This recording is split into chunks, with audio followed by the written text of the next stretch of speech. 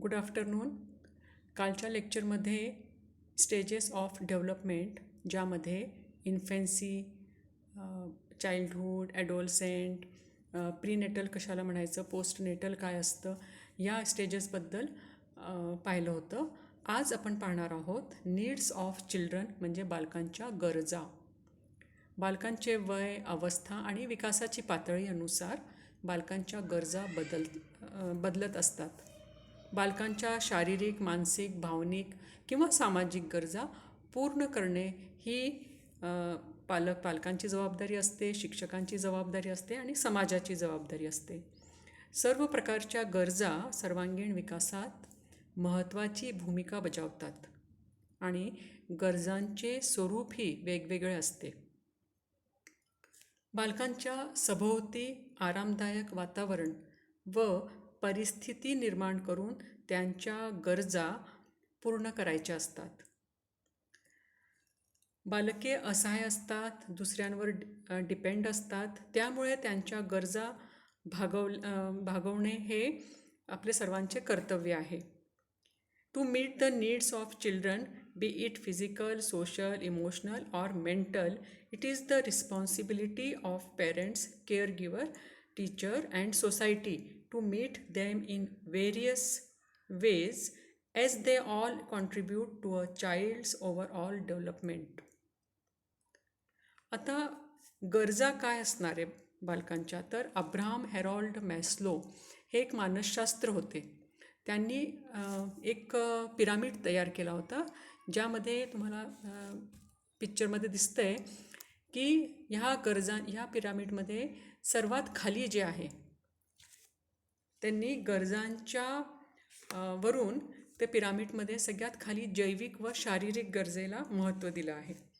त्यांचं असं म्हणणं आहे की जैविक व शारीरिक गरज म्हणजे हवा, अन्न, वस्त्र, निवारा, ज्या मूलभूत गरजा असतात ह्या श्रेणीमध्ये त्यांनी ठेवल्या.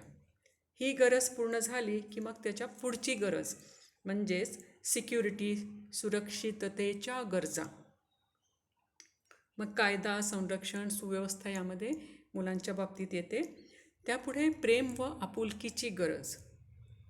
आता मुलांना प्रेम हवं असतं, पण अनकंडिशनल, बिनशर्त ते मुलांना हवे असते आणि कुटुंब व नातेसंबंध यांच्याकडून ते अपेक्षित असतं किंवा त्याच्या सानिध्यात येणाऱ्या इतर लोकांशी तो संबंधित असतं. स्व आदर गरजा म्हणजे आपल्याला समाजामध्ये मान मिळावा यासाठी प्रयत्न करत असतं.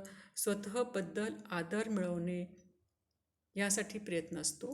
पुढची गरज आहे बोधात्मक गरजा, म्हणजे शोध, आकलन यामध्ये येतं.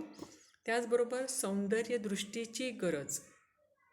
सौंदर्यदृष्टी म्हणजे व्यक्ती, वस्तूबाबत सुंदर भावना निर्माण होते आणि सौंदर्य समतोल राखणे ते शिकतात. आणि ही गरज पूर्ण झाली की आत्मवास्तविकीकरणाची गरज. मग ते त्यांच्या गोल फिक्स जो केलेला असतो त्या पुढच्या गरजासाठी ते परत त्याची त्यांना गरज असते, म्हणजे मानवीय जीवनाची पूर्तता ह्यानी होते. नैतिकता, वास्तविक परिस्थिती स्वीकारतात मुलं. आणि हे सर्व झाल्यावर सगळ्यात वरच्या स्थानावर आहे वैश्विक गरज, म्हणजेच शेवटी आत्मसिद्धीची गरज त्यांनी दर्शवली आहे, म्हणजे इतरांना आत्मभान आणण्यास मदत करणे यामध्ये. इथे सेल्फ रिअलायझेशन म्हणजे बालकांची पूर्ण क्षमताच्या मान्यतेशी संबंधित आहे. यात विकास आपल्या पूर्ण क्षमताला प्राप्त करतो. म्हणजे एखाद्याने जर विचार केला असेल की मला मोठं संगीतकार व्हायचं आहे, म्हणजे सर्वश्रेष्ठ संगीतकार बनणे, ॲथलीट बनणे, हे इथे ही गरज होते. आता मेस्लो यांनी मानवीय गरजांची श्रेणी पुढे आणली, त्यालाच मॅस्लो हायरार्की ऑफ नीड्स असे संबोधले आहे. मेस्लो यांच्या गरजांच्या महत्त्वाप्रमाणे, श्रेणीप्रमाणे त्यांनी क्रम निश्चित केला आहे. आपण पाहूया की त्यांनी ह्यामध्ये कोणती कशाबद्दल पाहिले बघा, बायोलॉजिकल अँड फिजिओलॉजिकल नीड्स म्हणजे जैविक व शारीरिक गरज. हवा, अन्न, पाणी, निवारा, काम, जीवन, झोप, शारीरिक समस्थिती आणि उत्सर्जन या मानवी गरजा प्राथमिक आहेत. प्रायमरी स्टेजच्या ह्या गरजा आहेत. शारीरिकमध्ये त्याला लसीकरण व्यवस्थित झालं आहे की नाही हे पाहणं, योग्य महिन्यांमध्ये तिला लस दिली आहे की नाही बाळाला, एअर, फूड, वॉटर, शेल्टर, योग्य निवारा त्याला आहे की नाही, पुरेशी झोप मिळत आहे की नाही, या सर्व गोष्टींकडे म्हणजे बाळाला काही रोग होऊ नये, संसर्ग होऊ नये, आजार होऊ नये म्हणून लसीकरण योग्य वेळी दिलं आहे की नाही, अशा ह्यामध्ये गरजा आहेत. दुसरी आहे सेफ्टी नीड्स म्हणजे सुरक्षिततेच्या गरजा.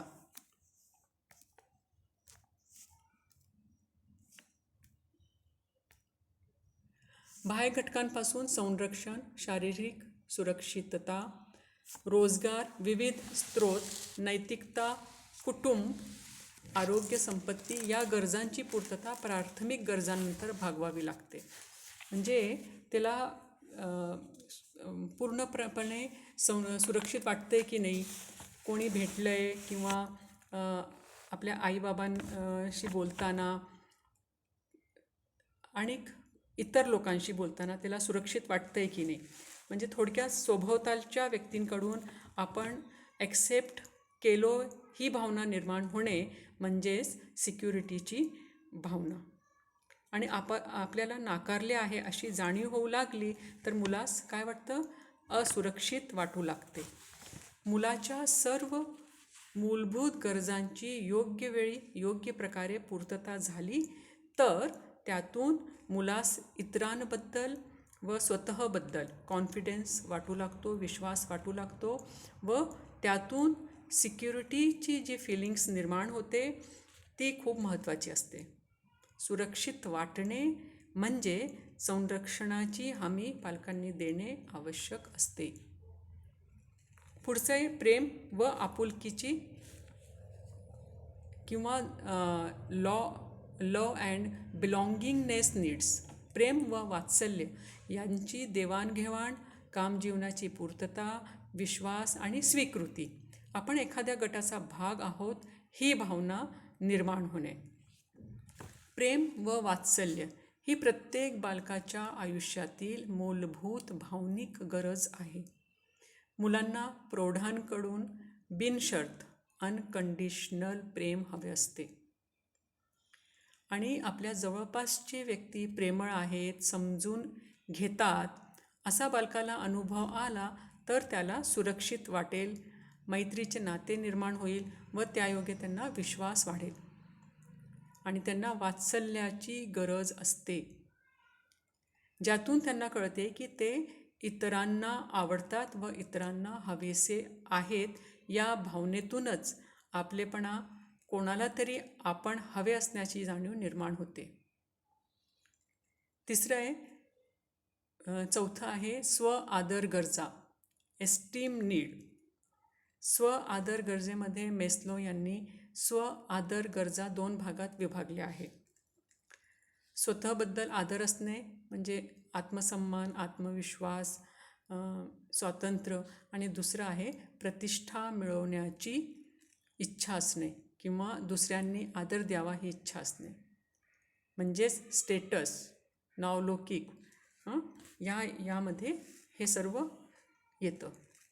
बोधात्मक गरजा म्हणजे ज्ञान आणि आकलन, उत्सुकता, शोध घेण्याची वृत्ती, अर्थ जाणून घेणे व अंदाज बांधणे. यामध्ये त्यांना क्युरियोसिटी होते, काही गोष्टींबद्दल ते जाणून घेतात. पुढे सौंदर्यदृष्टीची गरज, सौंदर्याची कदर करणे आणि सौंदर्याच्या शोधात राहणे, समतोल राखणे व स्वरूप हे ह्यामध्ये आवश्यक आहे. म्हणजे व्यक्तीबद्दल, निसर्गाबद्दल ती भावना वाढत जाते. पुढचं आहे आत्मवास्तविकीकरणची गरज. म्हणजेच नैतिकता, सर्जनशीलता, उत्स्फूर्तता, समस्या निवारण क्षमता, पूर्वग्रह नसणे, वास्तव स्वीकारणे, स्वतःच्या क्षमतांची जाणीव, आत्मसमाधान, स्वतःच्या प्रगतीसाठी उन्नतीसाठी प्रयत्नशील, अनुभवांची उच्च पातळी.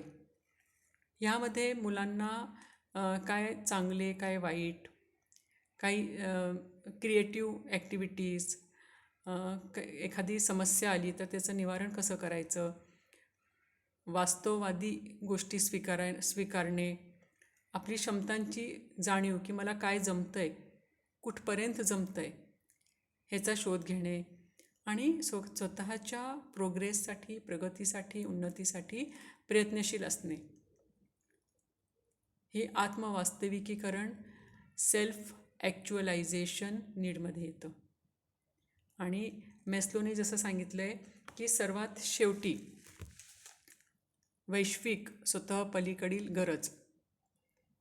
आता आत्मवास्तविकीकरणमध्ये कसं की स्वतःच्या क्षमतेवर विश्वास ठेवणे, म्हणजे पूर्ण कॉन्फिडन्सने ते त्याच्यावर त्याला असतं की हां मी हे करू शकतो.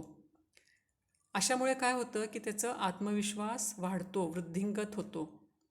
त्या वयाला अनुसरून त्या वयास योग्य अशा गोष्टी मुलांना आपल्याला करायला दिल्या, निर्णय घेण्याची संधी दिली तर त्यांचा आत्मविश्वास विकसित होण्यास मदत होते. हे कसं काय, तर उदाहरणार्थ इन्फेन्सीचे जे मुलं आहेत त्या एजमधले, शैशवावस्थेतील मुलास हाताने खाण्यास परवानगी देणे, पुढाकार घेण्यास संधी देणे इत्यादी. आता सगळ्यात शेवटचं आहे वैश्विक गरज. काही मूल्य व्यक्तीला स्वतः पलीकडील विचार करण्यास भाग पडतात. म्हणजे पूर्ण जेव्हा 7ही गरजा पूर्ण होऊन जातात, बोधात्मक गरज, स्वादर गरज, लव अँड बिलॉंगिंगनेस नीड्स पूर्ण होऊन जाते, सेफ्टी नीड्स पूर्ण होऊन जाते, तर मग सगळ्यात शेवटी उच्च पातळीची जी गरज आहे ती आहे की स्वतःच्या पलीकडील गरज, वैश्विक विश्वासाठी काही मूल्य व्यक्तीला स्वतः पलीकडील विचार करण्यास भाग पडतात. सत्सद विवेक बुद्धीची उच्चतम व सर्वसमावेशित आणि सर्वंकष पातळी म्हणजेच वैश्विक गरज. आता तुम्ही पाहिलं असेल, आपण एक उदाहरणाद्वारे हे पाहूया की सध्या कोरोनाची स्थिती आहे, सगळ्या दूर पसरला आहे. मग मुलांना कुठेतरी वाटतं की अरे हे खरं आपल्या समाजामध्ये नको आहे, हे लवकर म्हणजे एक कोरोना पसरला आहे, संसर्ग पसरलेला आहे जे, तर ते नको व्हायला, ते लवकर बरं व्हायला हवं, कधी एकदाचं हे सगळं मिटतं आहे, अख्ख्या समाजामधूनच नाही तर अख्ख्या विश्वामधून, जगात नको हे सगळं, अशी महामारी. तर असा जर तो विचार करायला लागला आहे म्हणजे स्वतःच्याही पलीकडे तो विश्वाचा विचार करतो आहे, यामध्ये हे येतं. तर आज आपण गरजांच्या बाबतीत पाहिलं मॅस्लोची गरज श्रेणी म्हणजे काय, याबद्दल तुम्हाला समजलंच असेल. एक पॉईंट आहे की बिलॉंगिंगनेस, म्हणजे त्याला तद्भावितासुद्धा म्हणतात. ह्याचा अर्थ आहे की प्रत्येकाच्या आयुष्यात आपण कोणाचे तरी आहोत व आपले कोणीतरी आहे ही महत्त्वाची स्थिती असते.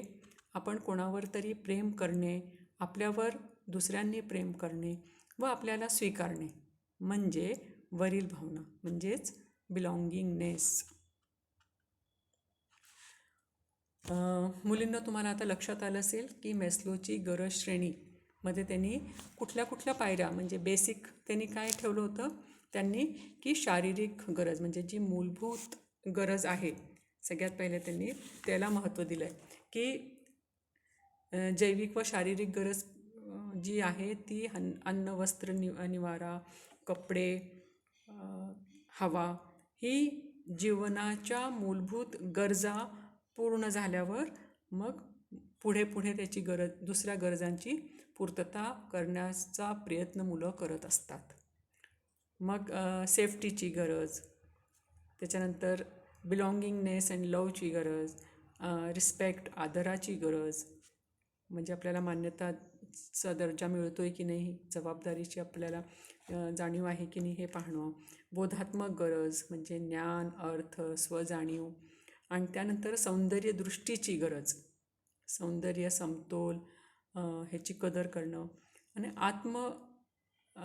वास्तविकीकरणाची गरज म्हणजे स्वसमाधान जिथे मिळायला लागतं, मग त्याच्यानंतर मुलं जे आहेत ते उच्च पातळीची वैश्विक गरज ही पूर्ण करण्याच्या मागे असतात किंवा मग तिथपर्यंत ते जातात. पण हे खूप कठीण कार्य आहे आणि इतरांना आत्मभान आणण्यास ते मदत करतात. तर गरजांच्या बाबतीत तुमच्या लक्षात आलं असेल. पुढच्या लेक्चरमध्ये आपण पाहणार आहोत ह्याच्याच पुढचा जो भाग आहे स्वाध्यायाचा, ह्याच्या पुढचा भाग आहे बालकांच्या गरजांची पूर्ती करण्यामध्ये समाजाची भूमिका, role of society in satisfying a child's need. धन्यवाद.